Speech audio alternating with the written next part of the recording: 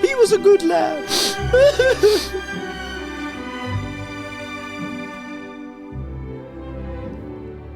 Pingjan hófst árið 2022 sem hlaðvarp þar sem fjallað var íslensk viðskipti á skýran og skemmtilegan hátt. Upphaflega var hún hugsuð sem takmörkuð sería með greiningum á ársreikningum fyrirtækja og almenni umræðu fjármál. Fljótlega vakti Pingjan athygli fyrir einstaka nálgun sína þar sem flókin efnahagsmál voru útskýrð á einfaldan og skemmtilegan hátt. Á næstu 3 árum þróaðist hlaðvarpið hratt og var það föstum lið í lífi fjölda hlustenda.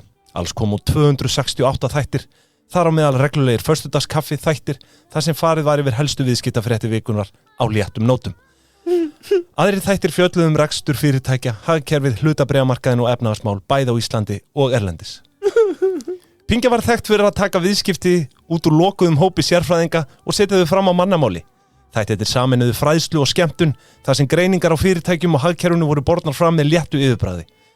Viðfangsefni þáttanna spönnuðu allt frá stórviðskiptum og nýsköpunum til spaugilegra rekstra og með reglulegum viðtölum fengu hlustendur innsýn frá stjórnendum og sérfræðingum í atvinnulífinu. Með tímanum var Pingjan ekki aðeins upplýsingaveita, heldur hluti af samfélagi hlustenda sem biðu spenntir eftir hverjum nýjum þætti. Föstudagskaffið var fastur liður í vikurútínu margra þar sem hlustendur tóku inn helstu viðskiptafréttinnar með morgunkaffinu. Íslensk fyrirtæki og fjármálaumræða voru sett í samhengi á nýjan hátt, þar sem Pingjan sameinaði innlendar fréttir við alþjóðlega strauma og breytingar á fjármálamörkuðum. Hlaðvarpið hafði áhrif langt út fyrir eigin vettvang. Umræður sem hófust í þáttunum rötuðu oft í samfélagsmiðla og jafnvel í hefðbundna fjölmiðla. Pingjan stuðlaði að auknu fjármálalæsi meðal hlustenda, dró dulúðina af rekstri fyrirtækja og gerði viðskipti að umræðuefni sem fleiri gátu tekið þátt í. Nú, þegar að Pingjan lýkur 3 ára vegferð sinni, hefur hún markað spor í íslenskri fjölmiðla og viðskiptaumræðu. Með sérstakri blöndu af skýrleika, fróðleik og skemmtilegri nálgun hefur hlaðvarpið náð að gera fjármál og viðskipti aðgengileg öllum. Þó að Pingjunu ljúki nú formlega mun arfleið hennar lifa áfram í hlustendum sem tóku þátt í ferðalaginu. Hún sýndi að hægt að tala viðskipti á lifandi, skýran og aðgengilegan hátt og að áhugi á efnahagsmálum ekki bundin við sérfræðinga. Pingjan kveður eftir 3 ár en áhrif hennar munu lifa áfram. Pingjunni hefur verið lokað. Takk fyrir okkur. Kæru hlustendur, það föstudagskaffið, það Pingjumenn að Twitter sem heilsa. Þakkaði fyrir þetta. Verðið þér á góðu. Það sem við vorum skrifaði þetta sjálfur? Nei, það sem við vorum að hlýða á hérna var í rauninni útdráttur út úr Deep Research. Það vill svo til að ChatGPT komi með núna aðgengilegt öllum, svona Deep Research. Þetta væntanlega einhvers konar svar við DeepSeek. Kínversku útgáfinni af gervigreindinni Já, og þú fórstu þangað? Nei, ég fór hún á ChatGPT, fór í þetta bara kom held í gæri að fyrra dag. Fór bara í Deep Search og bað hann að skrifa bara minningargrein Pingjuna 3 ár, bara sögu Pingjunar. Já. Herrið, greindin skilaði bara 5 af 4 blöðum, þannig að ég þurfti einhvern veginn að stytta. Þannig að þetta er útkoman á því og það var einhver staðar einhverjar málfarsvillur og það bara greindin sem að... Þetta er mjög gott. Ég ætla samt að segja eitt. Já. Ég skilða núna af hverju fólk skrifa dánafregnir eftir einhverju dauður.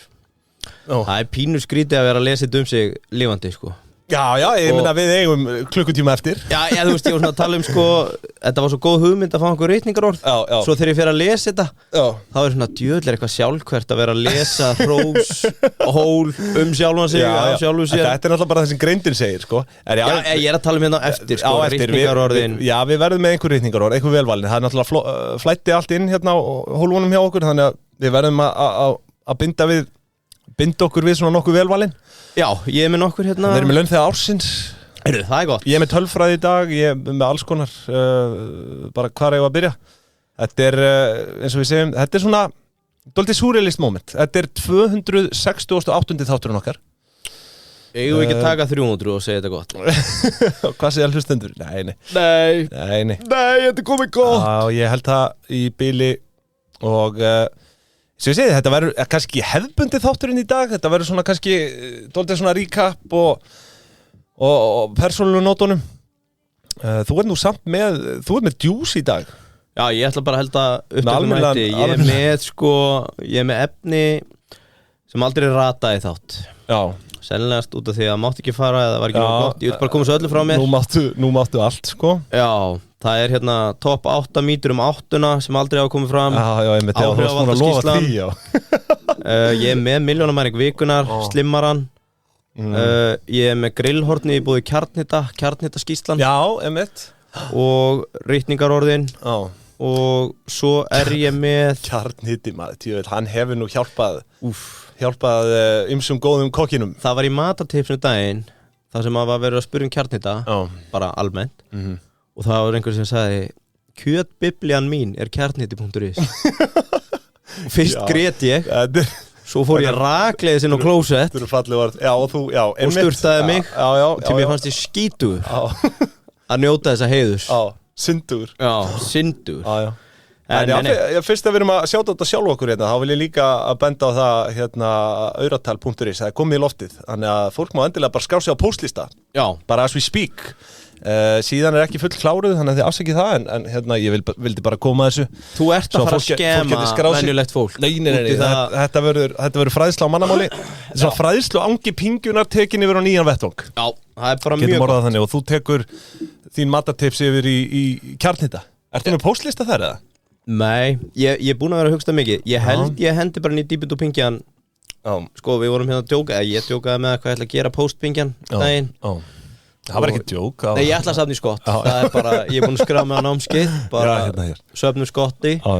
En hérna, nei, ég hendur örugglega þar inn, mér langar að byrja að skrifa meira. Þannig að ég ætla örugglega að halda áfram þessi vitleysa sem ég hefur verið að koma hérna. Langar að koma henni frá mér á bundnu máli. Já, algjörlega, og það er bara sama hér. Ég held að við séum báðir svona, hvað segir maður, svona laumu pennar, sko. Já. Höfum gaman að því að skrifa og þú veist. Það er svona easy way out að setjast niður og bara bladra.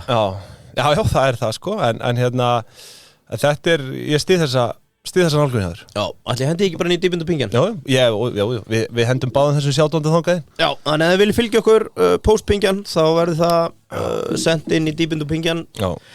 Heyrðu, þessi þáttur á að heita Takk and Bless. Nei, hann á bara að heita Finale. Já, mér langaði Takk, and Bless. Við skulum leggja undir nefnd, við skulum skoða. Ég ætla jafnvel að setja sko Finale, time to say goodbye. Svona í sviga, hérna fyrir aftan. Það hefur verið doldið svona þema hjá okkur.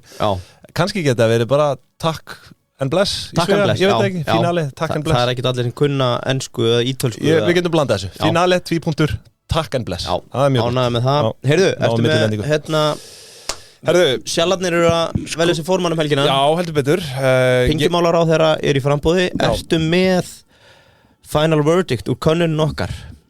Herðu, já, einmitt. Hún kom náttúrulega allt og seint inn, sko. Sko, vandamáli er, við droppum þessu sem við gerum, sko.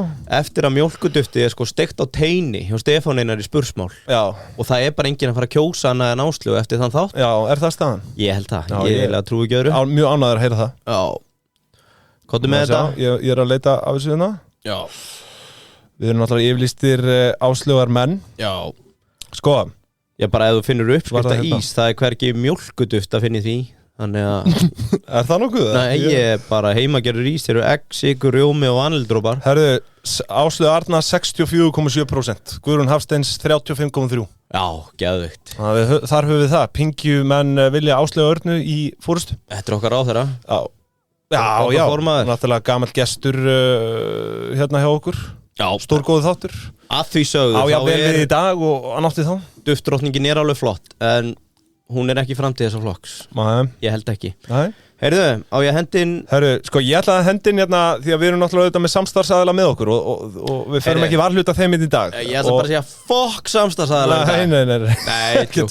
Ég ætla að byrja því að benda bara á Payday sem að, var okkar fyrsti borgandi samstarfsaðili og þess vegna vel við hæfi að loka þessu ævintýri með þeim í dag. Og þið, sko, maður eiginlega veit ekki, það er eiginlega bara nóg að neymdroppa þetta fyrir ykkur sem að eru búin að vera að hlusta á okkur og hafið ekki sænað upp í Payday. Núna er ykkar stund, ykkar staður. Þetta er líka fyrsti vendipunktur flestra verktaka á landinu að fá fyrstu greiðslu. Þú veist, þau voru fyrsti sponsorinn okkar.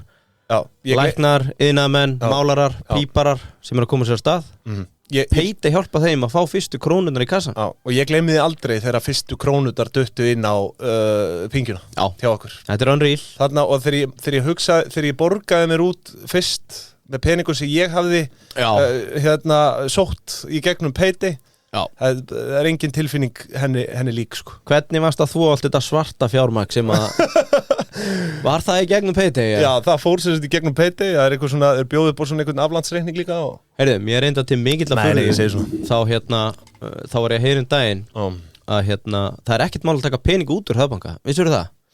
Út úr, nei, hvað mennur auðvitað, það ekkert mál Bankarnir með skít sama hvað tekur mikið pening út vandamálið þegar þú ætlar að setja hann inn og þetta svona bara, þetta einhver bettaregla á ráttunni sko Ég held ég að við sko You can pull out, but you cannot pull in Það þar sem þú lendir í vesenni sko Nei, sko ég held Peningaþvættislögin og allt þetta þau eru rauninni ekki að fylgjast með úttektunum heldur þegar þú ert að henda peningunum inn Sko ef ég hef lagt pening inn svona, þú veist, einhverjar krónur, þú veist, ammælispeninga eða whatever fermingapenna barnanana þá fer það bara í gennum gjaldkera en þetta er náttúrulega orðið svo háþróað í dag Já, en ef þú kemur 400 skall þá ertu bara dottin í ég kemur ekki óvart ef að það væri flaggað sko Já, ég þekki iðnaðarmann fyrir austan sem að sagði sko hann ætlaði að mæta mig held ég 250 skall leggjað inn og bankin gerir svo mikið vesen úr því hvaðan það koma hann sagði, heyrðu, þá bara gengi frá þessu sjálfur og eitt þessu bara í staðan fyrir að leggja það inn Þannig að komur óvart Þú ert ekki að nafngreina hann svona fyrst að þetta síðasti þáttur Nei, bara gamall góða maður En bara gaman að þessu Ég held að hún myndi frekar elda peningin á leiðin út sko en það er greinilega peningurinn á leiðin inn sem að skal ekki segja En herru, við þökkum Peiti fyrir og ætlum ekki að vera að bandla þau við fjárdrátt eða svart fé Þá fæ ég að finna fyrir í guðunni sko En sko, svo það auðvitað með okkur líka Jómfrúin þau eru búin að vera með okkur í svona 2 ár sko on and off og þetta bara svona loka áminning Við tökum closing dinner þar Já á Jómfrúinni, myndi ekki þetta er neitt annað í hug Við þurfum að sketsjulera hann svona við tækifæri, voru með einhverja borðpöntun eða? Nei, leiðum þessu bara aðeins að lífa jarðarförin að klárast, svo förum við erfidrykkin Já, er þetta ekki eins og, er ekki hefð víða svona, þú veist, að geyma líki í stofunni í 2 vikur og svo er erfidrykja á eitthvað Við getum þurft að skoða einhverja þannig útfarslega á þessu Já En við þökkum Jómfrúin fyrir Landblauta líki í stofunni má fara eitthvað annað Minnum á allt það sem að Jómfrúin hefur upp á að bjóða og sömuleiðis bara að bóka borð fyrir næstu jól, það er aldrei of seint Nú fyrir hver að vera síðastur í raun sko Herðu, að lókum í bili, allir er komin á góð leigu Við höfum talað um það að leigja skuldbindingu Já Ekki kaupa skuldbindingu Nei, það er bara vesen Þar kemur góð leiga sterkinn með bíla á öllum skalanum Já og það er allt innifalið þar Þið fáið 10.000 króna afslátt ef að þið setið inn pingjan og þetta er síðasti sjans nú fer bara að loka á þetta þannig að þið eru búin að vera að hugsa þetta svona ég veit ekki, á maður að gera það svarið er já, gerið það núna Já og ekki orðið það meir þökkum góð leigu kærlega fyrir og auðvitað fyrir fyrirtækin líka eins og við höfum komið inn á margir sem er að snatta út á land og svona það er heilbrigðisstofnanir og dót ef þið eru að hugsa að spara pening þá er það góð leiga Nákvæmlega, þakku þeim kærlega fyrir samstarfið. Nú, herðu, það sem við ætlum að fara yfir í dag, það er, já, þú varst að nefna þetta, þú ert með ansi margt, ég er með svona létta tölfræði, svona smá recap og fleira. Eigum við að byrja á einhverju sem ég telst alvöru frétt, Ölgerinn var að kaupa Angra. Já, einmitt. Fór ekkert mikið fyrir þessu. Sko, ég fór ekkert í fréttir núna, ég veit ekki það, ég er ekki með neina fréttir í dag, ég ætlaði bara að halda þessu bara svona. Mér datt það í hug. Já. Þannig að gott að þú varst á vaktinni. Sko, það fór ekkert mikið fyrir þessu og það hefur ekkert verið mikið ritað og rætt. En vakti athygli mína og ég fór aðeins á stúfana og nýjasta sagan upp á Höfða er einfaldlega svo að Andri okkar í Ölgerinn er hann uppskriftafíkill. Já. Hann er gjörsamlega háður uppskriftum. Já. Varstu búin að heyra af þessu? Nei. Og þeir voru náttúrulega að kaupa ömmubaksturinn daginn.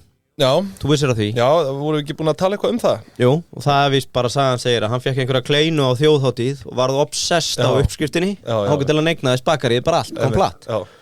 Svo gerist það núna daginn að sama gerist með kollabið og þau fara átt að segja á því að þetta er sem sagt kollagen framleiðandinn sem þau stofna kollab með sem að according to my data á uppskriftina með þeim, svona co-owner á licensinu eða IP-inu fyrir Collab og uppskriftafíkilin okkar, hann bara varða að komast í þetta. Þetta áhugavert, þetta semst megin söflæðan á kollageni. Varst þú með tölur? Því að ef við skoðum, þetta heldur 10 ára gamalt rekstrarfélag, Ankra, þau að kaupa þetta núna á 600 milljónir króna. Sko, velta 23, það nýjasti ársreiningur 462 kúlur. Já, en var 540 milljónir í fyrra, samkvæmt tilkynningunni.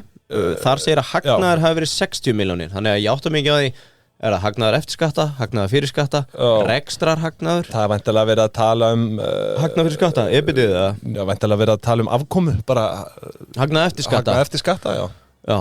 Það er svona yfirleitt talað það þegar rætt hagnað almennt. Já, í svona fréttagreinum sko. Gamlega nýjaskólin. Já, svo er það. Já. En hérna sko, rekstrarhagnaður væri, þú veist, það þyrfti þá að vera skýrt sko. Já, ef hún hefði sagt sér enginn hagnað og hugsaði, já, þetta er rekstrarhagnaður, þetta er EBIT. Ég veit ekki, ef þú veist hagnaður fyrir eftir skatta, það er alveg legit. Já, það er einmitt. Þú veist, það eru geðklóar sem hafa ekki klopnað á þeirri pælingu sko. Já, byrju nú við, ok, það er ekki Leitu að hugsaði það, en sko, meðan það hagnaður þessi 60, velta 540 11% hagnaðar hlutfall ef við horfum á þetta EBITDA-dan, þá er hann alltaf bara 10x er þá væntanlega eitthvað aðeins meira minna er það ekki, ef við gefum okkur að rekstra hagnaður inn og svona einhver afskriftir og eitthvað, data þannig að þetta sé kannski, hvað er að horfa á 5, 7, 8 sinum EBITDA þetta er með gisk sko, það var ekki gali. Hvernig erum við með það sem er bara allra áhugaverðast í þessu keisi er að 2018, árun að Collab fyrir loftið þá er veltan í kringum 2018 2019 þá fer Collab í loftið veltan ríkur upp 100 milljónir og þetta er eiginlega búið að vera í veldisvexti síðan mér er sagt að þetta er í rauninni bara beint línulegt hlutfall við Collab sölu ölgeranar hér á landi þau eru í 6-falda veltu milli 2018 og 2019 það er úr 18 og upp í 110 Já, og þetta eru strategísk kaup upp á það að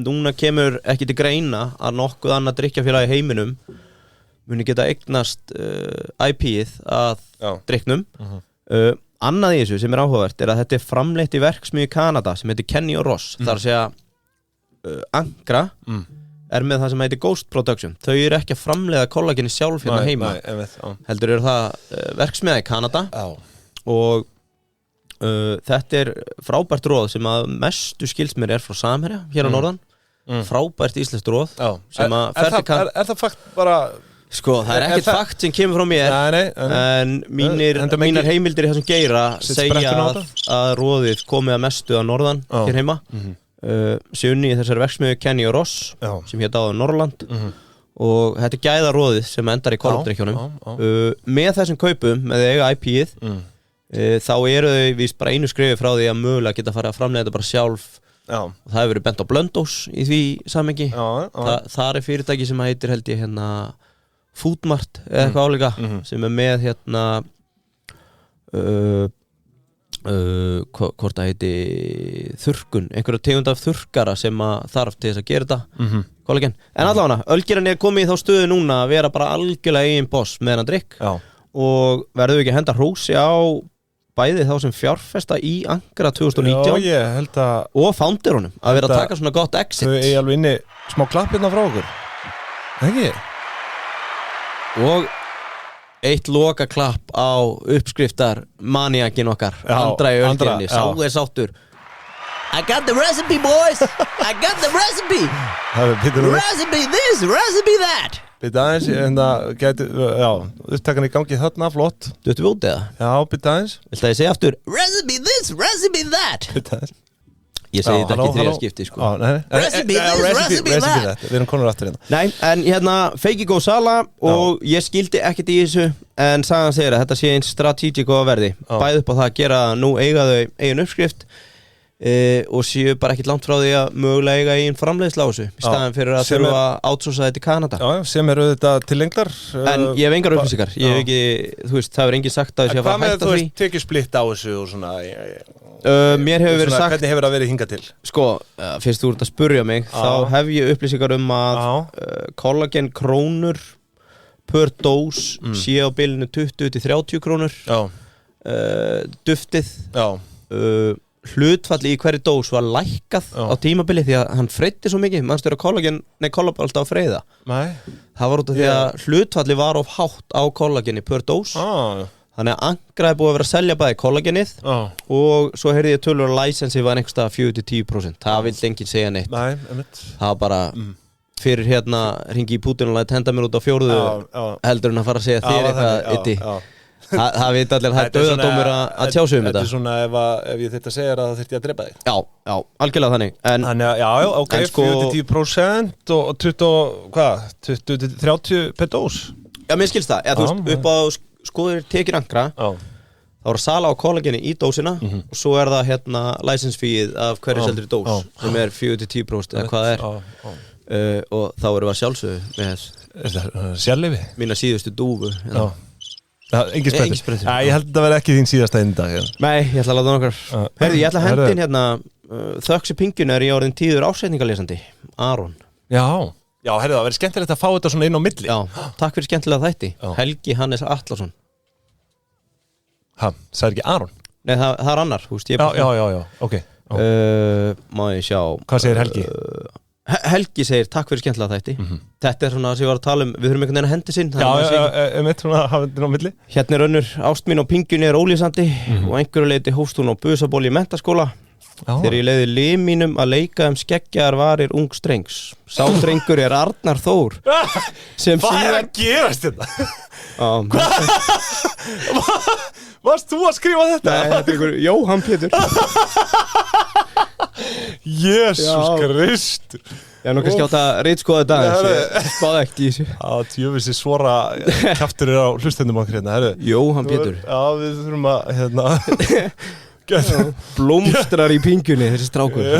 Hann kunni þér góðar þakkir, sá. Jesús. Úr einu í annað.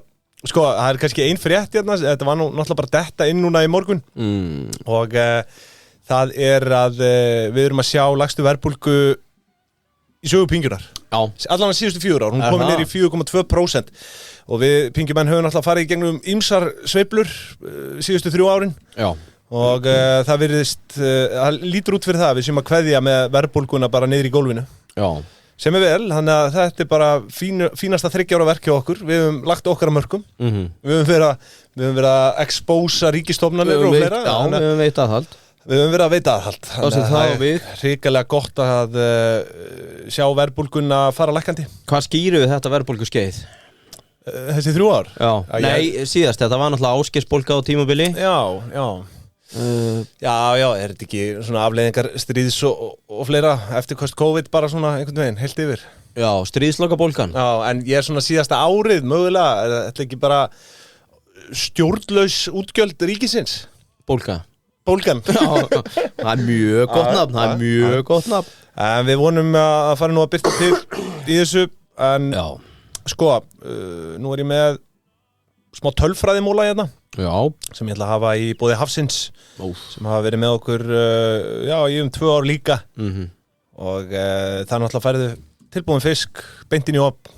Þar færðu besta rúbrauð landsins, besta plokkfisk landsins sem að þú átt að henda bernis á. Ef þú ert óviss, farðu í dýrara rúbrauð, það betra. Já, lúxusinn. Já, þetta bara besta rúbrauð sem ég nokkuð tíma smakkað sko. Hafið síðast í staðar á landinu þar sem þú mætir inn til að spara. Þú veist, þetta fiskur, íslensku fiskur. Já, ég meina samt, þú veist, bara físileg vara, þú veist, samt til að kaupa fyrir familíuna. Já, það það sko. En þú veist, þegar þú velur á milli góðsrúbrauðs og frábæðis. Já, þá áttu ekki að spara. Nei, ég meina skottast þá bara í bónus eða áttu ekki pening. Sammála því. Þarna ertu mættur til að kaupa þér lúxus. Já, lúxus í hafinu. Við þökkum þeim innilega fyrir stöðningin á meðan á pinginu stóð. Herði, ég ætla að vera með tölfræði hérna einmitt í bóði Hafsins. Já. Og fólk spyr sig hversu marga þætti pingin hefur gefið út. Já. Ég handhaldi þá í gær vegna þess að það komu nefnilega ekki allir inn úr áskriftinni sem trailer inn á Spotify sko. Þannig að svo tala var ekki alveg gild. En lokatala, þessi þáttur hérna okkar 268. Wow. 268 þættir. Þetta fallið tala. Það vel gaman að ná 300. 268. Herðu, í þessum 268 þáttum fengum við 54 gesti. staka, sem sagt, einstaklinga Sumir komið tvisvar Jacobi Jakob kom tvisvar Stefán Einar kom tvisvar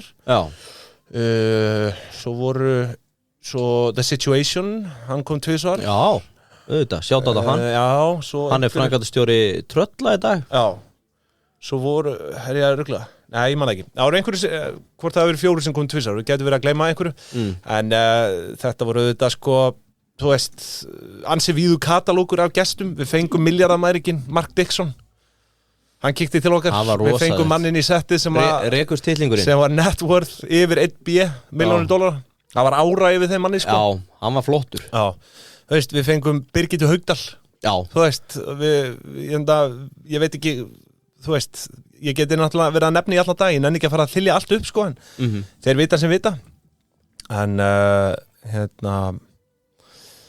sko, já, þú veist eins og ég segi bara við vorum með allan skalan við vorum allt með frá rithöfundum og upp í fastegna hvað segir maður?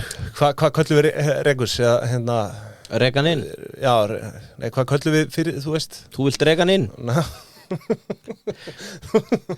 Nei, fastegna útlegu félag Regus, ertu að tala um Regus? Já, ég er að tala um Regus Þannig að þetta er búið að vera ansi skemmtilegt Hvað varst að bulla með að Regan inn þá? Við vorum með 107 árseininga Þetta er handtali líka 107 stykki Við erum public enemy number 1 hjá 107 eigendum á landinu Já, ég meina, og þú veist, þetta hefur náttúrulega ekki alltaf verið dans á rósum, sko Það hefur verið veist að mér til þess Já, ég veit það Það var bara, ég var í bænum Best af mig, það veit ekki hvernig ég lít út Þar var einhver aðili á vegum te og kaffi sem var alveg Dýrvitlaus og lét mig heyra það, svoleiðis Ég veit nú ekki Ég var nú bara síðast fyrradag með Tóri Jensen þegar hann var að segja mér hvernig þú lést þessu hálfviti að tala um myrkraþöðingjana í einhverju partí óavitandi að hann sæti við hliðina á þér Gerði það alls ekki, ég var að tala um ég ándjóks, ég satt með Tóri Jensen sem er hann í Jesnik við borð og ég hafði ekki hugmynd að hann væri tengdur þessu Nei, ég veit það Og ég fór að tala Það er svona trademark ég fór að tala samt, þú veist, þá var ég að tala hvað þetta væri solid business og allt þetta, sko og þá ælir hann því út úr sér, sko En ég held, með minnir ég hef ekki talað neitt slæmt, sko Nei, já, þú veist, hann talaði myrkraþöðingjana og eitthvað einuguna á lénum og vorum ómyrkir í orðið, sko, á sín tíma Býtu, hver er fleiri, hvað er með þetta? Te og kaffi, hvað voru þau að væla? Já, ég ætla ekki að fara með það nánar hérna, en þú veist, það var veist að mér, við getum orðað það þannig Ok, flott En svo man ég nú ekki eftir, þú veist, miklu Ef við myndum taka það saman, ég held að allir ársreikningar sem við höfum tekið, óskráð fyrirtækin bættur reksturinn eftir þáttinn Já Ég held þessi fakt Nings er ekki búið að skila tapi Nei, það er þetta rétt sko Nings er búið að vera bara á þvílíku Ég náttúrulega hendi í árið er 2003 held ég eða 2002 þá spáði um gjaldþrot innan 5 ára Já En við skulum sjá til Ég held þetta sé mildasta guðskjöf sem nokkuð gætt fengið Það var að Og við höfum alveg séð dæmi það að fólk hefur verið að breyta ársreiningunum sínum Það er sko svona að vera að lágmarka upplýsingagjöf Já, bara líka eftir á hefur ársreikningu verið breytt með ársverk og stöðugildi og fleira Já, við höfum dæmið það Þannig að þetta hefur verið ef að segja ósjálfkvært verk í þágu þjóðar Ég held það Við höfum verið að taka okkur alls konar skít Ég er mjög sáttur Ég hef komist stór áfallalaust frá þessu Fyrir auðvitað að mitt orðspor er bara að halda flestir að ég sé eitthvað vel greindaskertur Því að ég ákvað að láta minn sérstaka húmor lýsa í gegn frekar heldur en vitsmunum sko. Og það er nú bara að ég þarf að súpa hérna næsta árum Það er nú ákveðin greind, það er húmórin líka Við skulum ekki gleyma því Þannig eins og ég segi, þetta eru 107 ársreiningar 124 föstudagskaffi og 54 gestir auðvitað í einhverjum þú veist, nokkrum einhverjum sem hafa komið tvisvar þannig að þetta er ansi góður ferill að baki 3 ár þú, sko, nú í dag er ég jafn gamall og þú varst þegar þetta byrjaði þannig að Þú fá einhver ráð? Já, ég ætla að hendi einhvern voðalega sniðugan málsátt hérna ekki eitthvað á hænan, eitthvað svona dæmi nú er ég orðin að hænu Ég var egg, en nú er ég hæna bara eitthvað svona Þú ert orðin hani Fórst í einhver aðgerð þarna í millitíðinni En sko, já má ég fá eitthvað ráð kannski? Sko, ég ætla að segja, stundum kostar það að fá flís í auga þegar þú ert að lemjusundu bjálkan Já, Já. Það er, þú veist, er það ekki bara... Þú veist, við þurfum að byggja hús, lemja sundur bjálkan og það getur farið flís í augað á einhverjum, en við verðum að byggja þetta hús. Það er svona pingjan fyrir mér. Já, góðu punktur. Ég heldur þetta að lemja sundur bjálkan sé ekki rétt orð. Nei, alveg örugglega ekki. Bjálki og flís, við höfum heyrt þetta í einhverja... Þetta er vitsmulilegt. Kannski bara eitthvað nýtt. En herðu, sko, ég ætla að spyrja þig, hver er þinn uppáhaldsþáttur? Litið tilbaka? Já, yfir þessa 268 þætti. Ég held að sé leynilögin. Þú veist, hugsaður, það er bara þáttur nummer 4 eða eitthvað. Leynilögin og Gunnars. Það er sem þetta var saman í þætti. Það er minn uppáhaldsþáttur. Já, bara peninga vel. Og ég man að þarna byrjuðum við að fá alvöru athygli, sko, að koma út fréttagrein eftir hann þátt. Já. Og ég var að heyra, hvað er einhver að bora hérna? Síðasta þáttinn. En þá man ég bara svona margir sem ég þekkti til, sko, voru að senda mig bara, hlusta á þetta, geðveikur þáttur og ég held að það hefði verið svona ákveðin vendipunktur, sko, þessi þáttur. Já, þegar þú segir það, sko. Ég held ég var aldrei eitt miklu púðri í að undirbúa nokkuð þátt og þessi þáttur, sko, þið getur hlusta á hann í dag og hann er alveg skemmtilegur held ég, sko. Annar uppáhalds er eiginlega bara síðasti þáttur sem við vorum með. Því að ég hugsaði bara hvað ég á fein að vera búið með þetta. Skel og lifandi vísindi. Það er svona, mér fannst ég skín í gegn í að vera með eitthvað lítið og svo er þetta honorable mention, sko, því að ég tala um gesti sem við vorum með. Þetta voru við með fullt af frábærum gestum. Ég held að standi upp úr sé Lóa Lindex. Hjá þér? Já, ég man hvað ég var einhvern veginn amazed í þeim þætti. Já.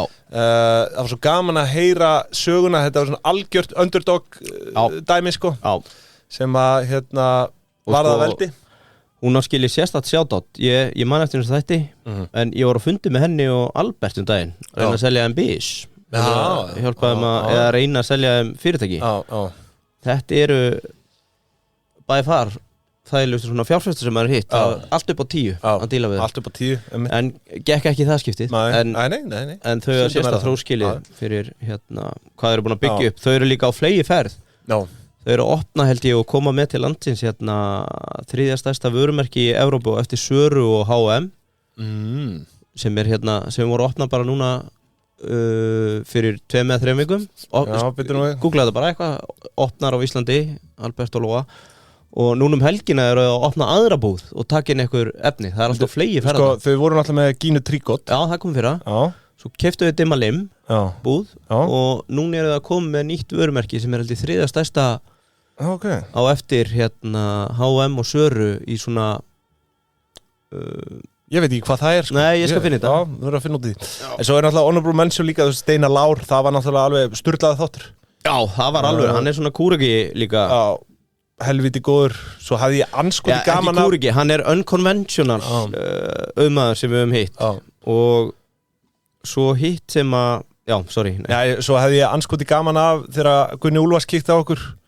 Svo vorum við með Stefán Einar og Sigur Sævar náttúrulega í svona sérstakri seríu það var gott. Með vín og málverk og þetta var, það er eiginlega bara shoutout á alla okkar frábæru gesti sem hafa komið til okkar. En Ingvi, mér langar þá að spyrja þig leiðilegasta þátt sem við tókum upp. Það goes without saying allt sem sneri að sveitafélagunum. Það var hundlega eðilegt. Ég með þetta bara, sko, þú veist, fjármál sveitafélagana, sko, þú veist, það sem við lögðum á okkur til að færa ykkur þessa vonlausu stöðu, þessa blessu sveitafélaga, sko. Ég man hvað þessi þáttu tók langan tíma í undirbúning, sko, og hann var tvískiptur í þokkabót, sko. Guð hjálpa okkur, sko. Ég skil ekki hvers slags orku við höfum yfir að búa þarna, sko. Hræðilegt. Við hefum aldrei getað gert í dag, sko. Þetta var 2022. Og ég held að skipti engu máli hvað aðhald þú veitir þeim. Nei. Það verður allt jafn umulegt, sko. Já. Hérna er þetta heitir spænska barnafattakeðjan Majoral. Majoral, já. En þetta er held ég bara einhver risi. Nú er ég hrættum að Petit og fleiri skjálfið, sko. Já, en þetta er barnafatta. Þetta er kannski ekki alveg fyrir alla. Petit er barnafattaverslu. Já. Tóku það nú fyrir hérna. Ég var að tala um að þetta veri samborð við H&M og Söru, en í barnafötum þá var þetta víst. Og svo er eitthvað meira að koma frá þeim, þannig að þau hafa mikið hróskeri. Spennandi. En sko, svo Helgi Frímanns, Tóti Páls. Já, Tóti Páls og Helgi, bara geggjaði, sko, Jón Kári og þetta er bara, þú veist, Birgitta Haugdal og þvílíkur katalógur af gestum sem við fengið hérna. Já. Við náum ekki nefna ykkur öll. Það er eitt sjátt hérna, Nemo, hvað er það? Er það eitthvað á Vestló eða? Já, hvað, okkur? Ég heiti Erla, fuglanafni mitt Maríu Erla.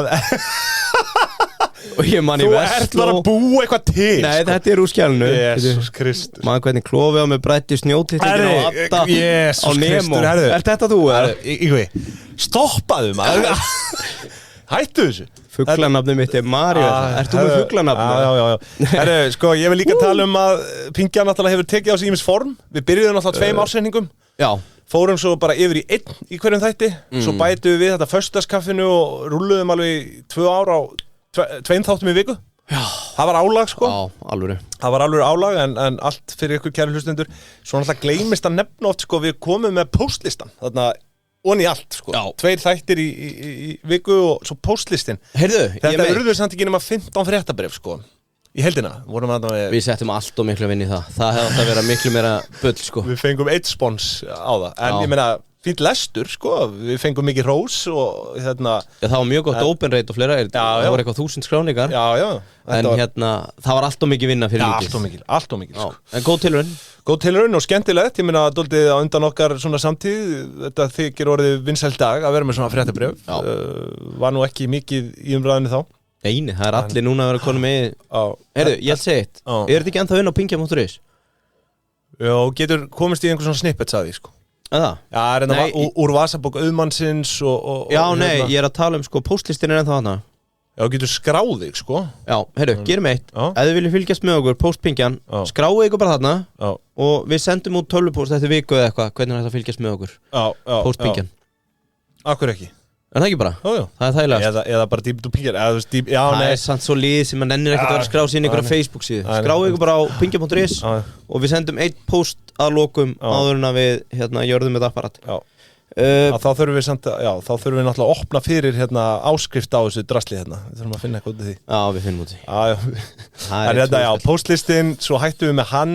Svo vorum við rúlandi einmitt í 2 ára á ársreikningu og föstudagskaffi. Svo fórum við bara í föstudagskaffið. Já. Og svo núna að lokum náttúrulega fórum við í föstudagskaffi og ársreikning aðra hverja viku á móti hvorum öðrum. Þannig að þetta hefur tekið á sig ýmis form. Tölum aðeins eftirsjár. Já. Hvaða gest sér þú eftir að hafa aldrei fengið? Gest? Já. Ætli ég sjá ekki eftir að hafa aldrei lagt mig fram við að ná í Rannveigu Rist. Mér langaði alltaf að Rannveigu Rist. Já, þú reyndar talaðir hana alveg frá upphafi. Þú vildir aldrei taka Rio Tinto. Já, þú veist. Og það meikaði ekkert sens að hringja bara í hana. Ég hefði viljað taka Ál Special og fá Rannveigu Rist. Ég samt sko, efstur í mínum huga auðvitað Jón Ásgeir. Ég reyndi að slítja fyrir honum á Kastrup. Hvaðan kemur maðurinn og hvert er hann er með sér ingang sko. Ég skildi ekki, er það staðfest eða? Nei, þú varst að segja það. Ég satt við ingangi, hann kom ekki þaðan. Bara hvarf maður. Herðu, að lókum aðeins yfir tölurnar. Sko, Apple og Spotify tölur. Þetta auðvitað ekki allt. Þetta svona 80% af hlustendum okkar fari gegnum Apple og Spotify. Já. Þannig að það má í rauninni áætla að sko þessar tölur, að ég hætti að margfalda þær með 1,25 og þá færðu rétta tölu. Anna, við höfum nú rifist um þetta áður. Apple breytti hjá sér 2021 að það eru faldar hlustanir á Apple tölum. Það eru faldir sko unique hlustendur. Skráðir hlustendur. Þannig að ég vil meina að séu fleiri Apple megin. Já. Út af því, ég byrjaði þessi podcast-game 2020 og við vorum alltaf með even split Spotify Apple. Kannski 40-40. Já. Svo breytir Apple þessu, eitthvað GDPR-lög þetta er bara að þú leifir ekki trakkir. Það, ég er með það þannig og allir sem ég þekki allir bæ auto gera, heyrðu, viltu ekki frekar fela trakkið þannig að það sé ekki cookies eða eitthvað á Facebook? Jú, þetta gerði að verkum að það duttu út ógeðslega margar unique hlustanir inn á Apple. Þetta var oft erfitt í samskipti við sponsa sko. Þú veist, að reyna að útskýra þetta. Já. Þú veist, með hlustendur að Apple er ekki að telja alla sko. Já, en það telur samt streymin. Þannig að þú getur séð það sko. Já. En ég væri ekki treyfuð með þetta nema út ég man bara, ég sá hvernig töluna breyttust þegar það fór í gegn sko. Að Apple var með undir. Herðu, bara til að byrja þetta sko. Total hlustanir. Já, á Apple og Spotify við erum með 80% af svona menginu cirka þetta í gegn og það voru 4.606 fylgjendur í gegnum þessa veitur. Hvað sér 4.606 fylgjendur í gegnum þessa 2 veitur. Við vorum með 18.258 unique skráða hlustendur. Við vorum með 783.729 streymi það gerir tæplega 3000 streymi á þátt að meðaltali og já, þannig nú það eru þessar helstu tölur og við náttúrulega lögðum upp með í byrjun að vera með 1% af fullorðnum alveg rétt, já, fullorðnum ég sagði alltaf 1% af þjóðinni það eru 300.000 yfir 18 ára hérna á þessu landi já. Þannig að við náðum því já, stóðumst okkar markmið allast, þannig að hérna, við getum gengið sátti frá borði nú fólk spyr sig kannski vinsælsti þáttur og ég er nú hræddur að það sé ekkit sérstaklega merkilegar tölur því að það er einfallega bara fyrsti þátturinn okkar veistu hversu oft hefur þú farið í fyrsta þátt þegar þú ert að byrja á einhverju hlaðvarpi og hugsa að þetta er ekki fyrir mig og farið út og ekki hlusta á neitt annað sem eru samt rookie mistake því að þú átt aldrei að hlusta á fyrsta þátt í einhverju nei, það er ef eitthvað er orðið vinsælt þá átt að taka svona mest current og kannski 4 þætti aftur til þess að ná þessu segi ég sko, Jólahúsi og Jói Útherji er sem sagt fyrsti þátturinn okkar og hann var með 8.000 streymi þannig að það er svona hérna, vinsælasti þátturinn þannig að sko, maður velti því fyrir sér hversu margir hafa einmitt ekki byrjað á honum því að þetta eru bara 8 á streymi samt eru skráður 20.000 uník hlustendur sko. Þannig að það er rúmlega helmingur sem hefur ekki einu sinni hlustað á fyrsta þáttinn sko. Þannig að sumir voru náttúrulega dettinn bara inn í Sóma og Blöss og þeim þætti og hérna og þessu einmitt, alltaf þegar ég var spurður það var bara, þetta er 3-4 eiginlega aldrei minna, aldrei meira við viljum ekki vera poddið sem með alla þetta er svona nýs, sko, þú veist, þetta er auðvitað ekkert fyrir alla sko. Þetta er viðskipt og vitleysa það verðst ekki þeim engi en sko, svo er eitt að lokum þetta uppáhaldsnafn á þætti nú var ég nefnilega að rúlla yfir þetta í gærkvöldi hérna með tárin í augunum bara yfir öll þessi frábæru nöfn sem að hafa verið á þáttunum hjá okkur ég verð að viðurkenna að það er eitt sem stendur upp á mínu mati og það er hérna að þú gleypir ekki pivotöflu mér finnst það helviti snjallt nafn sko. Ég man nú ekkert nákvæmlega hvað inni alls þáttarins var sko, en ég man að þú varst náttúrulega að tala pivotöflunar sko. Ég held þetta sé þegar hérna norski olíusjóðurinn klúðraði einhverju getur það verið?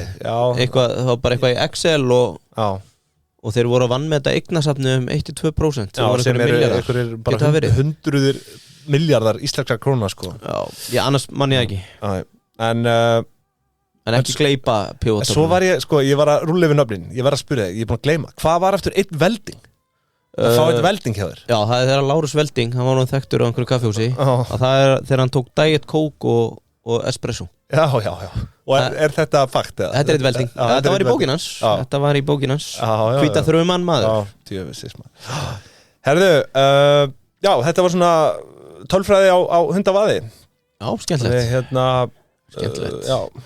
Og hvað fannst þér svona leiðilegast í viðmælandin? Ég var einmitt að hugsa þetta á hann. Hvert sérðu eftir að setja með henni klukkutíma? Ég held að ég hafi aldrei þegar við fengum viðmælandi, mér fannst það yfirleitt skemmtilegust þættinir sko.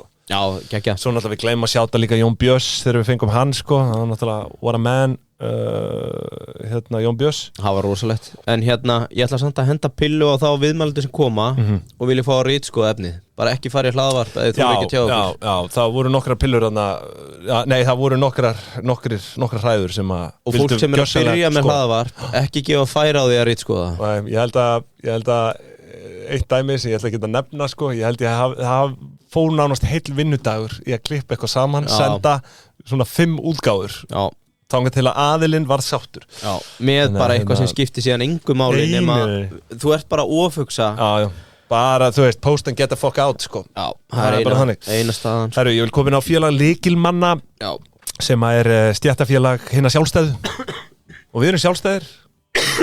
Myndur þú segja að við erum sjálfstæðismenn? Já, sjallar. Við erum sjallar og við erum svona öfgarsjallar, fjólusjallar. Já, þetta félag lykilmanna er náttúrulega hinn tærasta snill. Þú ert ekki að borga sumarbústað undir einhvern annan félagsmeðlim. Þú ert bara ekki stattur í einhverju fokkin trúðapartí eins og er vaffæri núna að horfa upp á eitthvað stjórnarkjöf sem er algjört kjaftaði verið að misnota félagsmanna félagleikilmanna, þetta er bara einfalt og gott og það er það er mikil furða að það sé ekki fleiri farnir úr vaffæri yfir í félagleikilmanna. Ég er bara alveg enn í tala sko, en þú veist, við komum staði, þetta er náttúrulega bara í starthólunum núna, það sem er að gerast þarna. Sérstaklega þú er komið spendýr eins og Höllu Gunnarsdóttir sem verður formaður. Já, hvaða málsmetandi maður sem er bara í vinnu hjá banka eða annar staðar er að borga í vaffer þegar þetta er fórustan. Já, ég skal ekki segja. Ég skal ekki segja, en félagleikirmanna flm.is kannið það í góðanabænum, kæru hlustendur. Herru, ég ætla bara að demba mér yfir núna í sko. Og til að taka vallan vafa, ég ekki að tala líffræðina, ég að tala að vera á spena hins opinbera í COI. Það eitthvað sem að stjórn vaffar á ekki að kenna sig við eða vera með fólk í fórustu. Erum við ekki spendýr? Jú, líffræðilega, en ekki svona upp á tekjur okkar að gera. Nei. Herðu, sko. Það eru hreindýr og það eru spendýr. Við skiluðum inn. Við erum hreindýr, við lifum í náttúrunni. Skiluðum inn. Borðum okkar ber og vonumst til að vera ekki drepin. Svo eru spendýr. Þau lifa á hinu opinbera og sjást aldrei. Takk fyrir það. Herðu, við erum með hérna, við settum inn á Dýbit og Pingjan í gær, fyrradag. Herðu, já, hleyptu mér inn í þetta. Ég kemst ekki inn í þetta. Ég búinn að senda þér. Þú varst að bjóða mér að hérna. Nú? Já, að svara. Nú, já. Ég var nú í fullum fengum við svör frá sjálfum mér í hinu sko, þannig að ég ætla nú ekki að fara taka þátt í þessu. Það mitt, ég bara finn þetta ekki. Þetta sé ekki nú sko. Herðu, þá komið hérna lausn í málið. Herðu, sko, við fengum aragrúa svörum og ég spurði fyrst sko launþega ársins og af hverju, hjá hvaða fyrirtæki starfa þessi launþegi. Svo spurðum við uppáhalds þáttpingjunar og svo hinsta kveðið til pingjunar. Ég get nú til miður ekki farið yfir þetta allt. Það komast færri aðeins vilja þetta. Helvítis raskat. Sko, bara aðeins til að byrja á hérna uppáhalds þætti hlustenda sko. Hér segir hver einasti föstudagskaffi þáttur snilld, við þökkum fyrir það. Svo hérna Þórður Pálsson. Svo segir einhver allir sem byrja á ársynningar. Svo einhver sem segir Gunnars Majónes, myndlistaspeki með Sigurði Sævari, Fiskikóngurinn. Fiskikongur. Allir þættir þar sem Sónarfettis Arnars kom fyrir eru uppáhalds. Hvenær sjáum við safnið? Secret Lagoon. Svo hérna þátturinn góður mannustjóri eins og góð rótþró. Það hafði gagn og gaman að því. Ringvaða með tips og tricks fyrir atvinnuviðtöl, kom með dæmi nokkur góð svör við spurningunni hver eru ókostið þínir sem ég hef náð að nýta mér. Ég búinn að taka þetta áður? Já. Hvað varst að fara að gera það núna? Ég nefnilega sko, ég var með skrá hjá mér og ég hef aldrei tekið þetta. Ok. Herðu, svo hérna, Jesus. Já, aftur sjátt á þáttu með Þór Pálssyni, svo aftur sjátt á Sigurð Sævar hérna, viðtal við Arnór Hreiðars sem var stórskemmtilegur þáttu líka. Hann var góður. Serían Winter of Working Moms eða Isnik þátturinn þar sem frábæri mælikvarðin Arður Perlén á upptök sín. Arður Perlén, já. Því líka vittleysan sem hefur átt sér stað hérna. Já, svo hérna þetta endalaust, ég ætla ekki að halda áfram í allan dag. Svo segir hérna einhver þegar einn talar lifturáðin. Já, maður dóminerar liftur. Þú veist, það ótrúlegt að ég hef gefist upp á að vera með þessa topp 3 lista bara á fyrstu 10 þáttum. Já, þú veist Ég hefði viljað hafa þetta allavega einu sinni í mánuði sko. Já, ég hefði átt að gera það. Svo hérna kampænsbyggi með Stefán Einari. Við erum með Isnik. Það er að fá fleiri sjátt hérna. IKEA. Já, þetta skemmtilegt. Sko, en launþegi ársins. Já, sko, má ég koma einu að? Þessum erum við hér. Já. Ég með hérna topp 3 ókostir sem þú ætti að nefna í atvinnuviðtali. Ég held ég aldrei tekið þetta. Já, en hérna, ég með additional. Það nefnilega ný spurning sem hefur bæst við. Og ég myndi taka þetta aftur, ég man þetta til dæmis ekki. Nei, ég skal taka þetta 100 af eftir. Já. En sko, já, svo erum við að fá þetta hinstu kveðjur hérna, hér segir einhver þið ætlið að tilkynna enn eina seríun og hætta við að hætta. Ég hrættur ekki því miður, Hafþór. Svo hérna býttu, hér erum við að fá eitthvað djús, býttu. Ég glemdi þessu, þú ert með eitthvað rugl núna. Það? Ég tek að fram, ég ekki ennþá komin inn í skjali, nú einhver vitleis. Það er verið að tala hérna Kastrup. Maður kemst, það er verið að tala. Jú, það kemur þetta. Jón Ásgeir og frú eiga flesta byggingar á Hverfisgötunni og nota mikið fundaraðstöðun á 101 hóteli hliðin á Kastrup. En maður kemst þar á milli í gegnum eldhúsið. Gat nú fokkin við. Þau eru flest þetta daga á 101. Ok, wow, er ekkert nafn á. Við setjum engisbrettu á þetta, sant, sko. Sér hvað það útskýrir mikið, maður. Þetta er ekki. Ég var svo meist bara gæinu með einn inngang. Þetta er rugglega að vera að fá þetta info þetta. En þú veist, við ætlum ekki að staðfesta þetta. Hann sem sagt er á 101. Já. Sem er hliðin á Kastrup. Maður kemst þar á milli í gegnum eldhúsið. Já, er það hótelið þarna? Þannig að þetta er á rökum reist hjá þér. Hérna, að hann hafi bara horfið. Ég held að ég var að ljúga sig. Nei, ég veit ekki, sko. Nei, ég var að meist, sko. Já, þú veit að segur, maður. Já, takk fyrir þetta info, Skafti. Herðu, svo mér alveg sama þótt ég verði ríkast maður í heimi eða ekki.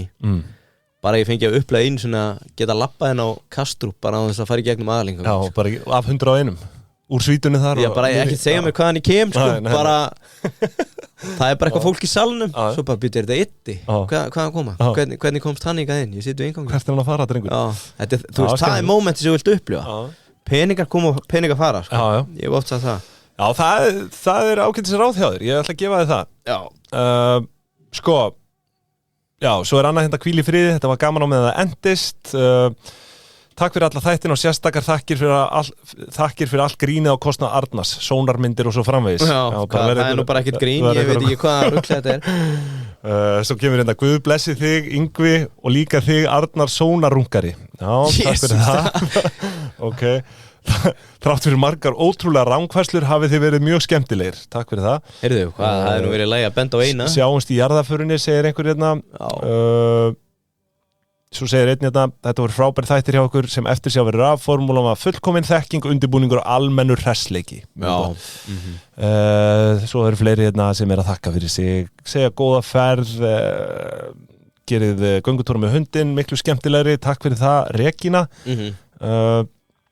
Takk hérlega fyrir allt, bestu bakkabræður, með hann og lofað að koma í þátt sem besti og heitasti tölvunafræðingur landsins, en það verði ekkert úr því. Bítu. Einsjátt inn í hjá okkur á nýju vettvangi. Það er einsifúl stendur hérna.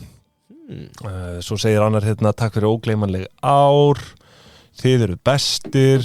Ok, bara frábært. Ég hérna ekki laun þegar ársins? Já, sko, nú ætlum við að koma okkur að hérna djúsnum, sko.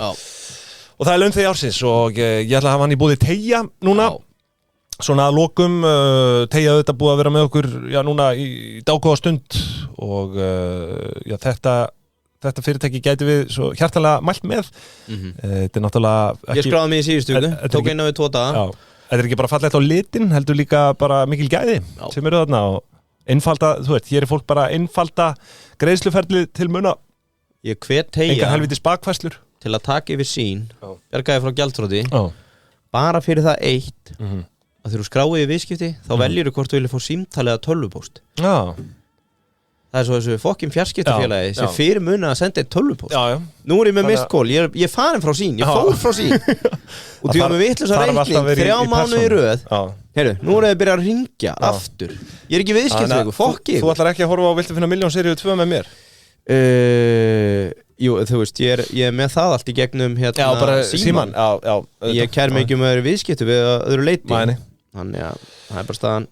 Herru, við þökkum Teygja kærlega fyrir núna að lokum og viljum biðja alla sem eru í þeim hugleiðingum að skiptum posakerfi eða eru með netverslun eða eitthvað, jáfnvel kassakerfi líka, að kynna sér Teygja, því að þar eru við ekki með einhverjar svona, þú veist, það er ekkert verið að ílengja verðskrána. Nei, greit næsta dag, þetta er snilt. Greit næsta dag bara, þökkum Teygja það er enda lágmark, og þá segja lokum ekki láta bukta þig og beygja, veldu Teygja. Já, nú er tími til að þegja, skrá sig í Teygja. En herðu, launþegi ársins, sko, fengur náttúrulega... Þetta kom inn í gær. Já, þú veist, það eru mörgu að velja þetta. Ok, ekki segja það strax, fólk sem er að hlusta, ekki nýtt í bind og pingjan, síðustu 7-10 daga, hvað þú veist, ef þið hugsið laun þegar, hvaða meistari hefur látið á sig kræla. Það er einn enda sem að fer ansi hátt í... Fyrir vel að þessu komi. Hann fer ansi hátt í kosningunni launþega ársins.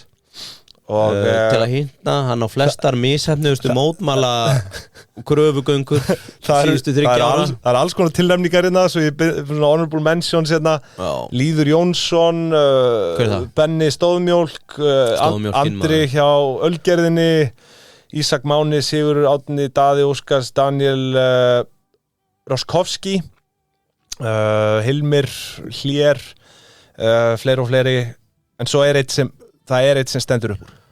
Já. Og svo er hérna nýjasta sko Þórarinn Gunnar Pétursson. Já. Varaseðlabankastjóri, peningastefnu.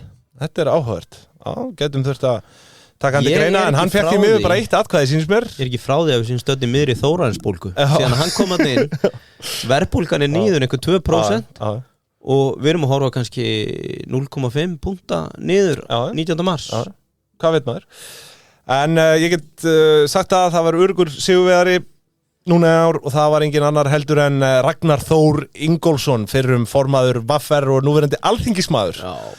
Gefum honum gott klapp, þetta launþegi sem kann öll triksin í bókinni. Hann búinn að gera ansi vel, hann búinn að skila vissulega lækkaði sig lækkaði sig hann í byrjun samkvæmt hans nýjustu útskýringum Já, hann lækkaði launin Já, lækkaði launin en hlaut svo núna fekk 10 milljónir í vasan og þetta dálítið fyndið því að ég var nú þegar búinn í rauninni að undirbúa smá fjárfestingaráætlun fyrir hann áður en að þetta kom upp Já, hann starfsmaður Svo þegar ég kíkti á þetta í morgun þá sá ég að hann var komið bara með einhver svona 15 atkvæði í könnuninni hjá okkur Já Þannig að Þannig að mér langar dálítið að svona, já, hann getur horta á þetta sem ráðgjöf auðvitað því að 10 milljónir, þetta er ágætis peningur, ég meina þú getur gert margt fyrir 10 milljónir og ég ákvað að skipta þessu, ég ákvað að dreifa þessu þú veist, auðvitað það fyrsta ráðleggingin ekki setja öll egg í sömu körfuna það þekkjum við auðvitað bara úr grunnfræðum fjárfestingaspekinar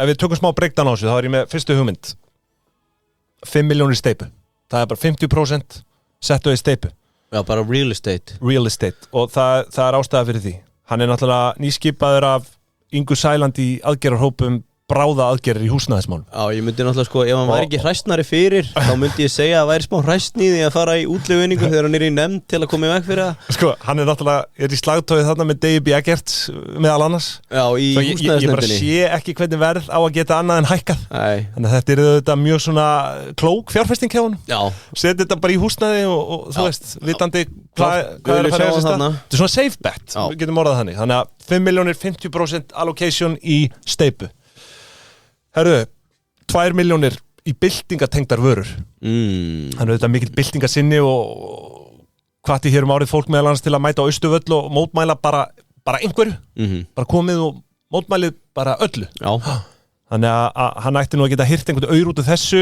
Hér getum við verið að tala um bólasölu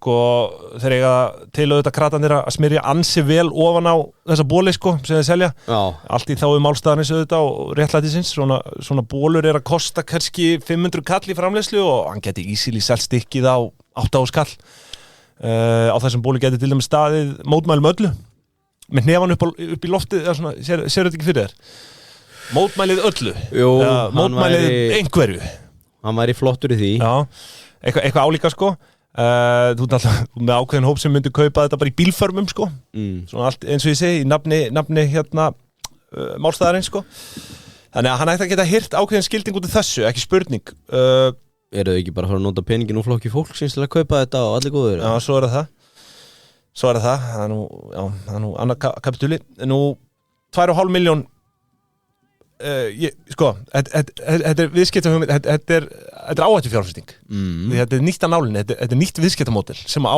ansið vel við hann ég vil hann allokeri 2,5 milljón í að opna kaffihús með þessu nýja viðskiptamódeli og viðskiptamódelið er einfallega þannig rukkaðu stjórnendur hærra verði heldur en hinn venjulega launum Já, má það samkvæmt lögum eða? Ég veit ekki Ég held að vera að gera upp á milli Já, Þetta er bara eins og ef það er einhver sem að kæmist fram hjá því þá væri það Ragnar hann hlýtur að komast fram hjá því á einn gamlingjandi komast einnig alltaf fram hjá allir svona hann finnur einhver ákvæði sem að lið sem liggur á 100 miljónum þannig að ríku kratarnir geta farið þangað og styrt hann því að ég sé ekki hvaða kapitaliski þengjandi einstaklingum myndi versla bolla sem væri dýrari fyrir hann heldur en annan þetta 2,5 milljónir og þetta er svona áhættu þetta er algjört venture dæmi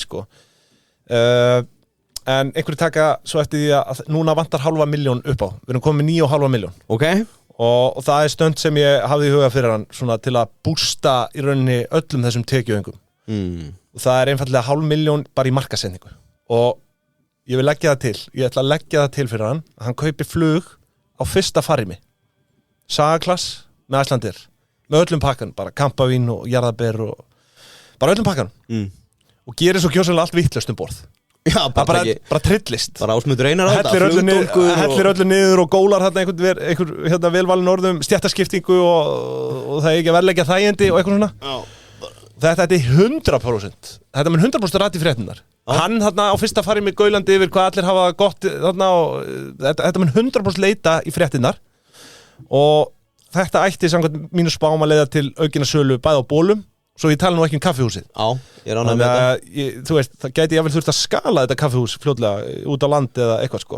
Alltaf svona skandall er mjög góður fyrir BIS. Já, 100% sko. Sjáðu bara mettamenn í dag. Og hann einhvern veginn svona, það er svona þannig bragur yfir honum að hann má þetta.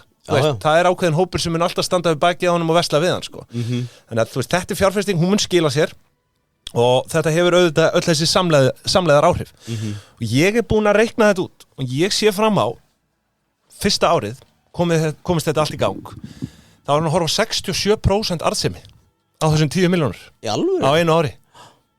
Þetta er náttúrulega ekki passív, þetta er svolítið involv í þessu. Já, þetta er ekki passív innkoma sko, þetta er auðvitað þetta er eitthvað venture sko. En hann þarf að gera eitthvað svona, ég meina þegar hann skipur lögum mótmæli, það mætir í lengin, þannig að það er engin búningasala þar. Já, hann þarf að vera nýja leiðir í þessu. Já, hann er nú alltaf átt einhverja tugi, nokkra hundruði kannski, þannig að fylgja það. Já, einhverja heimilislausir niður á Ingólfstorgi, það er frítt kaffi, það er mætir að mótmæla. Skal ekki segja. En já, þetta er mín ráð, fjárfestingaráð til Ragnars. Þetta er ekki almenn fjárfestingaráðgjöf, svo það komið fram. Nei. Þannig að Heyrðu, má ég hendi í eitt hérna, ég glemdi þessu næstu, eitt loka shoutout á frúna í Framborg. Í Framborg? Já. Framsókn? Já, Framborg, frún í Hamborg, hún er dauð, Lilja Alfreðs okkar, sem blessunlega datt að þingi og hætta eða peningum úr ríkissjóð. Hún þetta gerði vel, sko nú náttúrulega þekki ég ekki störf hennar algjörlega til hlítar, svo að það komið fram sko, og ekki að ég sé einhver heitir, alls ekki. Ekki heldur. Það er meira þú. En hún gerði ansi vel í svona máltækninni þegar hún leiddi þarna algjörlega frábæri því þessa sameiningu, ef svo má segja, ég meina ChatGPT, næst fullkomnasta tungumál hjá OpenAI er íslenska. Og hún var þá í ráðuneytinu og svo var hún að íslenska Disney og mér fannst hún standa sig vel svo það komið fram í svona þáu íslenskar tungu. Alveg frábær. Takk bara við núna. Stóð sér enn betur í eða peningum úr ríkissjóði. Því að það kom, hann Höskuldur Daði Magnússon var hérna með frétt síðustu viku að sem sagt 850 milljónir voru greiddar úr ríkissjóði í endurgreiðslu vegna kvikmyndagerðar. Lok síðast ára, þetta var sérst viðbótar upphæð. Við rættum þetta nú hér árið. Já, við aukalega við það sem að True Detective að búið að taka. Besta ég segir, þá voru framleiddar 2 Hallmark myndir. Veistu hvað Hallmark er? Rásinn. Nei. Þetta er lowest of the low í amerísku sjónvarpi. Þetta er sko, ég held að sé ekki einu sinni talað um e-myndaleikara í Hallmark myndum. Þú veist, sjáðu bara bannerinn á þessu. Heyrðu.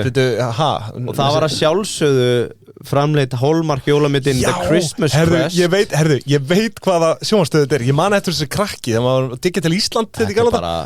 Það var alltaf einhver viðbjóður í gangi þarna. Það er bara hundleðilegt sjónvarpsefni. Heyrðu, Íslendingar, við getum allan að tekja okkur saman á það. Við erum farin að hjálpa þeim að framleiða þennan viðbjóð. Því að jólamyndin The Christmas Quest var tekin upp hér á landi og fekk sýnist mér 146 milljónir króna fyrir það. Önnur Hallmark jólamynd sem var tekin upp er The Finish Line sem á að gerast í Finnlandi. Og nú fyrir við örugglega að slá eitthvað met í því. Lowest, þetta kjarnar svo mikið. Þú veist, upplifun mína á því ég þekki vörumerkið, þessi kóróna þarna. Já, þetta er bara rusl erlendra sjónvarpsgerðar. Mætt hérna að fá pening frá frúnni í Framsókn. Svo var það sjálfsögðu Greenland Migration. Það var að sjálfsögðu, þurfti að búið til aðra mynd sem gerist ekki á Íslandi, en við Íslandingar fáum að niðurgreiða. Það var Greenland. Við fengum það bara. Já, við bara, því líka tækifæri. Við fengum 115 milljónir. Það er spáðið að starta fríum trial hérna. Ég seti í Hollywoodmyndina Greenland Migration. Ég kannast ekki við eina einustu serju þarna inni.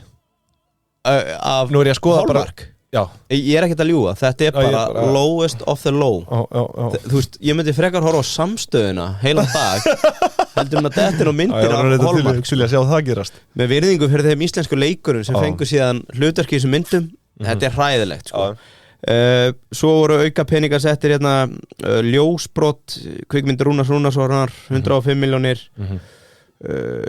Útilega 54 og House of Dragons 52 þannig maður svona hugga sig við það íslensk sjónvars og efnisgerð fær eitthvað en hér enn og aftur eins og með True Detective þá erum við að niðurgreiða landkynningar á löndunum í kringum okkur þannig að Finnland, Grænland og Alaska noti góðs við fá endurgreiðslur frá frúnni í Framsókn en blessunlega þá hún vonandi öll í pólitík Við vorum að rusla yfir þetta á þeim fleti sko að True Detective gaf ekki, þú veist það kom hvergi til kynna að þetta væri að gerast á Íslandi Nei, þeir kom bara hingað til að fá peningin Já, þú veist, þeir bjuggu bara til eitthvað þorp eða whatever, ég man ekki hvað þetta var bjuggu ekki til þorp, en þau tóku allar auglýsingar eða svona skilti og annað niður sem benti á að þetta gæti mögulega verið á Íslandi sko. Þetta átt að gerast í Alaska já. Það finnst mér kjaftaði sko að vera niðurgreiða þannig En ertu þú ósammála að Hallmark myndin The Finish Line? Nei, Finnland og Grænland og þú veist hvað, það skiptir ekki máli sko En ég bara muna af hverju við reytsuðum yfir þessu sko Já, þetta er bara kjaftaði Svo kom einhver skýrsla sem var að tala að áhrifuna þess að veri 7-fald á fjárfestingun held ég Já Ef það er staðan Þú veist, þá ætti meira að segja Ragnar Þóra að vera að fá 7x með því að segja bara ég tek þess að 10 milljónir og ég farin að niðurgreiða Hallmark myndir og ég verð með 70 milljónir Hvernig er það trakka, skilur við? Þetta er bara dellu aðferðafræði sem var sett fram og búin til að henni Þannig að það var bara alveg kjaftaði Við erum svo sannlega að standa undir nafni með töð í dag Já, við erum bara þakkláttir að hún datt að þingi En það er eins og það er Heyrðu,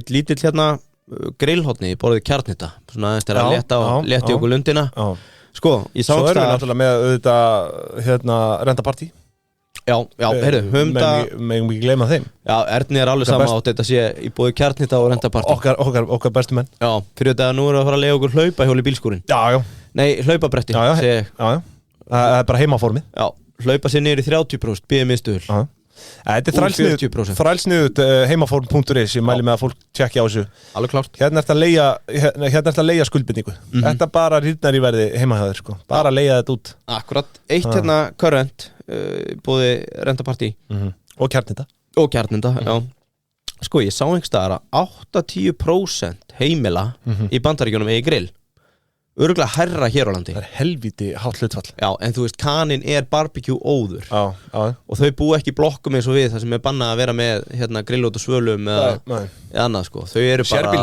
með sín kólagrill allstaðar Heyrðu, 2021 var grillsumar, má segja Nei, það var fjárfestasumar Svo kom grillið eftir á En árið 2021 þá fóru Traeger sem er tegundagrilli Solo Brands sem á Solo Stove ef þú sé það er einhvern að flytja inn og selja hérna á Íslandi og Weber, öll á markað Já, það er ekki Weberinn sko, ég er ekki mikill grillmaður Ég á ekki grill til dæmis Já, þú eru að kaupa það Já, getur þú að skoða Sko, og í dag er eins og það er kveiknað í grillinu Þau eru öll í hassi Veltan hjá Traeger og Solo Stove hefur dreigist saman 51% síðust 2001 og þetta voru held ég allan eins og Solo Stove kemur inn sem svona direct to consumer eitthvað Hefur skoðað þetta? Nei Þetta er sem sagt einhver svona tunna til að kveiki í og það er einhver svona loftun í henni þannig að það kom engin reykur heldur einhvern veginn En ég sé bara tölund að tala sínum máli hérna Það er bara 2021 er Weberinn bara í Weber er 90% niður síðan 2021 og það er búið að afskráða eftir að tapa helming af markaðsvirði Solo Stove og Traeger 51% niður og það er ýmislegt sem spilar inn í það var vist einhver mania í gangi 2021 lágu vextir, það átti bara að skrá allt á sama tíma voru þetta ein hérna hvað getur maður sagt óvænt áhrif af COVID og varst ekki að ferðast að það var allt í einu eitthvað fjárfestingar æði í grillum í Bandaríkjunum þau hins vegar voru orðin það dýr og starkkostnaði við að grilla hækka alltaf að hækkaði þannig að núna undanfæri ári er búið að gerast að það er að koma inn svona entry level grill í Home Depot, Walmart og fleiri stöðum sem kostar bara $99 Já, það er byrjað að lækka verðið á þessu ég var að skoða daginn Já, þannig að þú veist það sem að munur örugglega gerast núna er að þú munt sjá premium framleiðenduna örugglega halda áfram að hækka verðið til að vera premium og svo er að fara að dælast inn eitthvað rusl bara í kringum 10-20 sem þarf samt ekkert að vera rusl ég meina, hvað gerir Weber grill að einhverju 100 skona fjárfestingu Hvað kostar bara svona venjulegt standard grill í dag? Er þetta ekki bara eitthvað undir 100 skall? Jó Er þetta svona eins og sjónvörpin? Er þetta bara búið að standa í stað? Verðið bara í 15 ár? Ég vil lækka. En það kom einhver bylgir hérna, fórum við ekki aðtegli, Home Depot og Walmart, bara heyrðu, fuck this shit, það allir að selja grill, við fyrir bara að selja grill líka. Og þeir segja botninu sé náð, svo maður smýr sig. Er kauptækifæri í grillum inn í sumarið? Maður smýr sig, já. Gæti verið. Gæti verið að, já. Ég reyndar aldrei heyrt hérna Traeger, T-R-A-E-G-R. Nei. Að því sögðu sem grillkall. Já, þetta, fólk sem keypti grill fyrir 4 árum, það gæti að vera fjárfesti illa, sko. Mín versta fjárfesting þegar ég keypti sjónvarp fyrir 400.000 sem að árið setna kostaði svona 150.000, sko. Bara, nei, ég kaupi sko sjónvarp 2014 og það ekki einu sinni 4K, það 1080. Já. Og svo árið eftir, þá komið 4K sjónvarp og búin að hrynja í verði, sko. Já. Þannig þú ert ekki að flippa þessu. Nei, þú gerir það ekki, sko. Nei. Guð hjálpi þér, sko. En hérna, já, svo reyndar ekkert talað Broil King. Nei, já, það eitthvað. Ég mæla ekki með honum, ég ætla að fara í Webberinn. Ég Webberkall. Heyrðu? Die Webber. Já, þá kjarnadóðni búið, rentapartí. Þið þekki þetta, við vilja hafa gott partí. Gott partí með rentapartí. Rentapartí. Heyrðu, sko, hvernig staðan á okkur? Erum við bara að klára þetta? Já, ég held það, sko. Það bara komið að lokum. Ég held það. Sko, já, inn í hérna top 3 ókost sem þú nefni atvinnuviðtali. Já, ef við ekki enda á því, eða?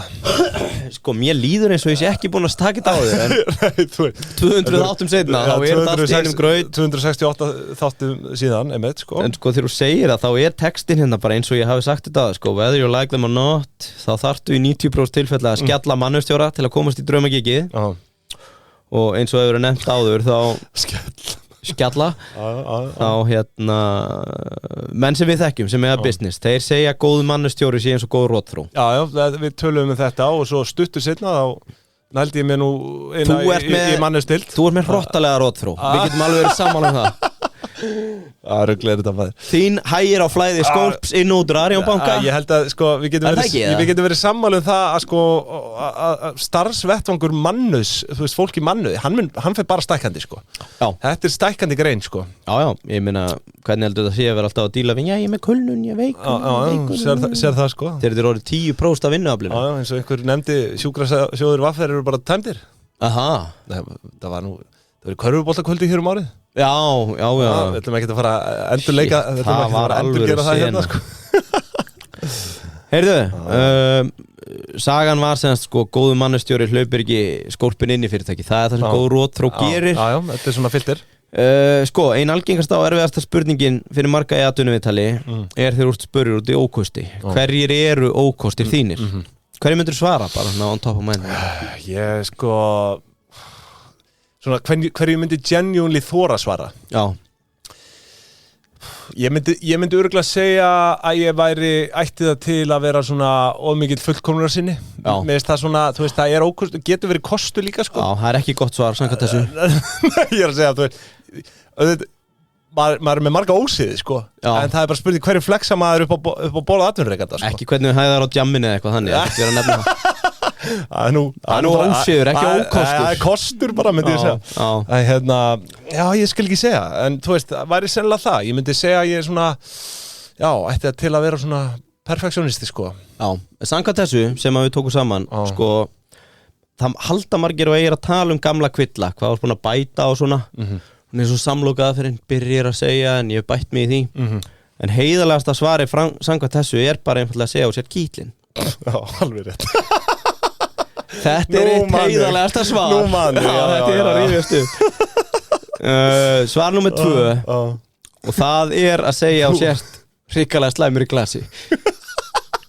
Það er hræðilegt að segja það, sko. Já, bara nei, þú veist það er hræðilegt. Þú ert svolítið að berskjalda mannustjóran með hreinskilinni. Já. Að þau spyrja út í ókost. Já. Þú segir ég er hrikalega slæmur. Í hvaða heimi myndi einhver fá það inn á borð, sko? Það er aldrei, það myndi enginn segja það, sko. Já, svo er ein sem er hrikalega riski að þeir eru spurður út í ókost og það er að tala um stjörnumerkið og segja á sér vog eða meja. Já, að það sé þinn helsti ókostur. Já, og kvóta þá alltaf að fylgja því, já, þú veist, sko, vogin getur verið þrifagjötn á kaffistofun og svona. Já. Svona eins og þetta sé kostur. Já, einmitt, já. Samt þetta uppljóstur svona ákveðinni bilun, sko. Já.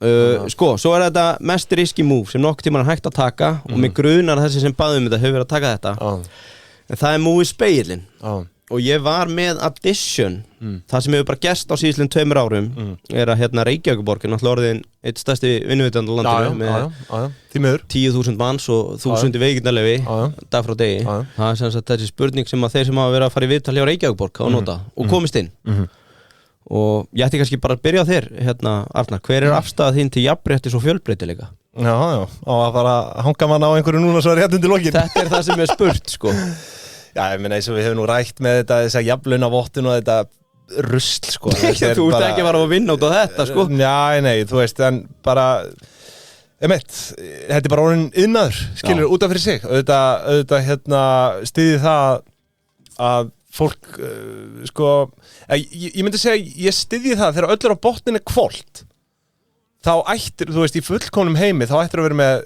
jafnt kynjahlutfall bara, þú veist, eftir hvaða grein þú ert í ef að einhverju sérhæfa sig 80% karlmenn, 20% konur í þessari ákveðnu grein þá ætti hlutfalli bara að vera þannig og mér finnst þessu ætti að vera bara þannig fyrir allt bara hversu margir eru þú veist, svona, hvað sem maður hæfir í stöðuna að það ætti bara ráðin í hlutfalli við það ekkert að þyrfti að vera eitthvað þumalputaregla ég held bara að markaðurinn mun á endanum ef þetta væri í hinum fullkomna heimi leiða það til lyktar Þetta er svona næst besta svari ég veit ekki hvort þú fara vinnu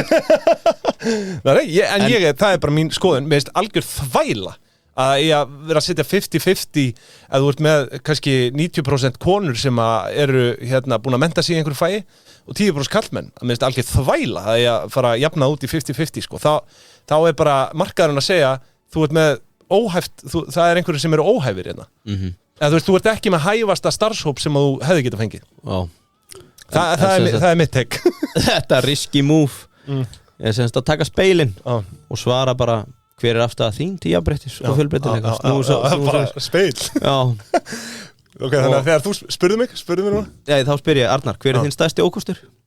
Já, við erum búin að fara yfir það Já, og þá kemur svona ísköld vandræðaleg þögn frá þér og þú segir Yngvi, hver er þinn stærsti ókostur? Já, en með þetta sko Þetta er risky move Ég veit að bara spegla allt sem ég er hægt að vera fljótlega rekin út af fundinum myndir nú líklega ekki ná að þannig að jafnrétti spurningunni sko Já, þessi spurning hjá Reykjavíkurborg er kölluð pilsuholan vísar í þessa frægu senu úr Emil í Kattholti þegar hún fjall í hóluna og til hún ætlaði að stela pulsunni manstu eftir þessu? Ída, manstu eftir þessu?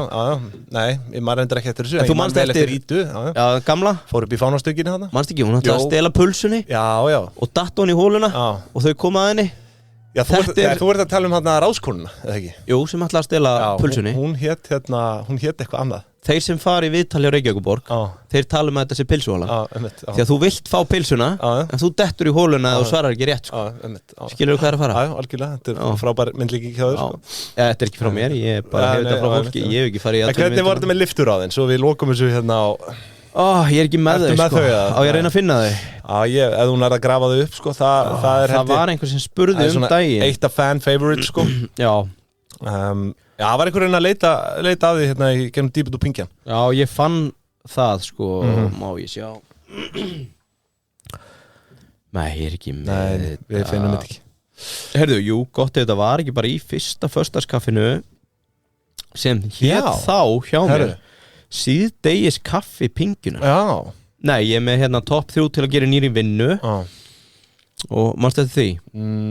Já, svona með rámar í það Það var liftan sem að Já, liftan sló í gegn, býtum að sjá Það er örugglega í þætti 2 þá bara Topp 3 til að gera í liftu Já Og Þetta er allt skrásett, við erum með 268 skjöl Topp 3 til að gera í liftu Og það er sem sagt sko Það var nú kannski sagt af aðeins meiri alúð hérna síðast En það er hérna að standa fremst í röðinni Mjög einbeittur að koma inn Ekki gefa neitt á þér, líta á neitt og alls ekki gefa neitt að þér fyrir þú kemur inn í liftuna og þú ert náttúrulega á vinnumstað og annað þetta er svona triks við hvernig þú átt að vinna liftuna á stórum vinnumstað sem sína mikla einbeitingu vera fremstur, ekki gefa neitt að þér fyrir þú kemur inn í liftuna þá snýrðu þér að fólki og spyrð á hvaða fólk það er að fara og það segir þriðju, þá segir þú flott og ítt á villusæðið Þetta er algjört domination Þetta stimplaðu við velinn sko. Þetta er algjört domination Og segja svo bara ekki neitt eftir það Já,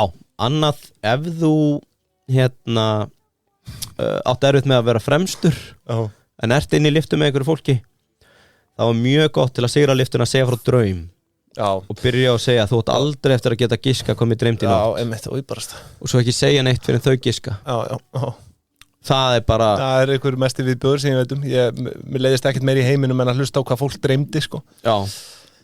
Og hvað var loka ráðið þannig? Þriðja, þetta er kallað að kaupa lyftuna og þá lappar inn og ert í lyftu og þú vilt svona kaupa dominansið í lyftunni þannig að stutta tíma pínu svona að setja fram hvað verka á þar og þá ert að setja fram staðreyndir sem er ómögulegt að rekja eins og við fyrir saman í lyftu og þá segir ég held að ég hef heyrt að séu 11 svona lyftur á Blönduósi. Já, komum við basically leiðilega sögu. Nei, bara svona staðreyndir sem er ekki hægt að rekja. Já. Og skemmtilegt. Og ég las einhvers staðar að getur rigning í Suður Ameríku í nótt. Já. Og þú veist, hvernig myndum maður bregðast við þessu? En þetta er að kaupa lyftuna. Þú veist að eiginlega bara stimplað inn sem svona boss, big boss furðulegan starfsmann sko. Já, og hérna er bónus, þessi var bönnuð. Já. Nú, köttuðu hann út eða? Já, hún var bönnuð. Já, ég hef ekki bara látað hann að flakka það. Jú, en þú veist, það er búið að banna hann í dag en hún var mjög vinsæl áður.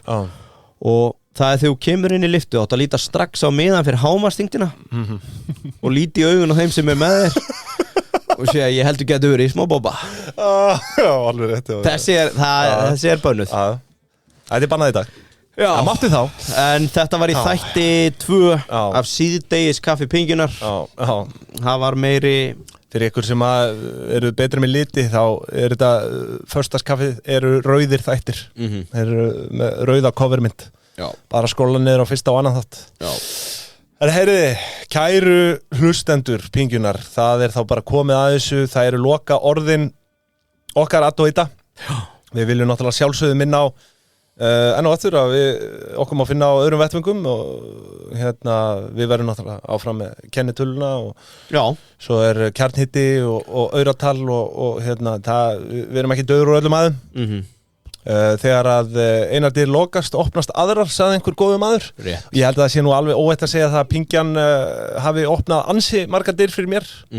Svo ég tali hérna á einlægunótunum í lokin. Það er bara eiginlega ógrinni verkefna og skemmtilegra viðburða og tengsla sem að Pingjan hefur skapað. Þannig að svona mín loka orð kannski til hlustenda bara því að ég náttúrulega hafði enga trú á sig til að byrja með.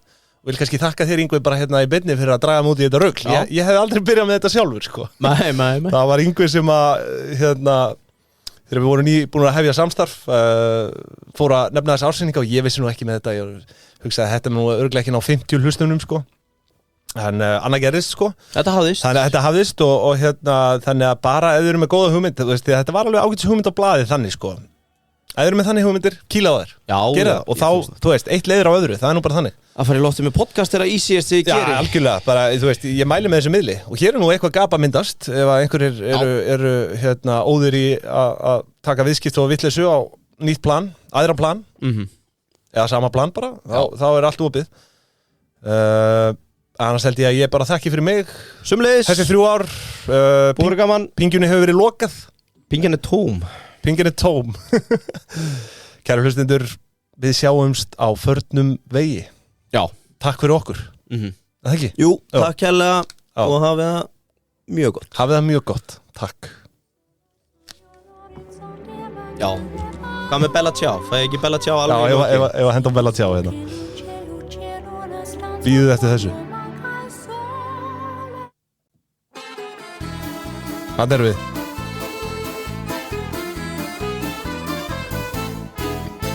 Mattina mi sono alzato, oh vela ciao, vela ciao, vela ciao, ciao, ciao. Una mattina mi sono alzato